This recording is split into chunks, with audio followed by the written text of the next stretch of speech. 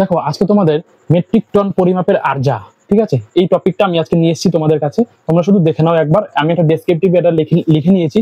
এই লেখাটা তোমরা দেখে নাও, পারলে খাতায় টুকে নাও, ঠিক আছে। অবশ্যই তোমরা বুঝতে পারবে। এবং এরপরে আমি একটি টপিক আনছি, দুটো টপিক, ঠিক আছে। ওই দুটো টপিকের মধ্যে তোমরা কিন্তু বুঝতে পারবে, ঠিক আছে। তিনটে টপিক একবারে আনবো আমি, তিনটে টপিকের মধ্যে তোমরা বুঝতে পারবে, ঠিক আছে। তো এখানে প্রথমেই আছে, দেখো, মেট্রিক ওজন পরিমাপের আরজা। মেট্রিক মানে মেট্রিক টন, বলে না কুইন্টালের থেকেও বেশি, মেট্রিক টন, ঠিক আছে। তো এটি আমি কিভাবে একটা ব্যাখ্যা করেছি দেখো। মেট্রিক ওজনের একক গ্রাম হলেও কিলোগ্রামকেই সাধারণত মেট্রিক ওজনের প্রধান একক রূপে ধরা হয়, ঠিক আছে। গ্রাম খুব ছোট, গ্রাম খুব ছোট ওজন, ঠিক আছে। গ্রাম খুব ছোট ওজন, সেই জন্য বড় ওজনের বেলায় কিলোগ্রামকেই প্রধান একক ধরা হয়, ঠিক আছে। সেই জন্য বড় ওজনের বেলায় কিলোগ্রামকেই প্রধান একক ধরা হয়, ঠিক আছে। তোমরা এটা বুঝতে পারলে, আমি একবার বুঝিয়ে দিলাম।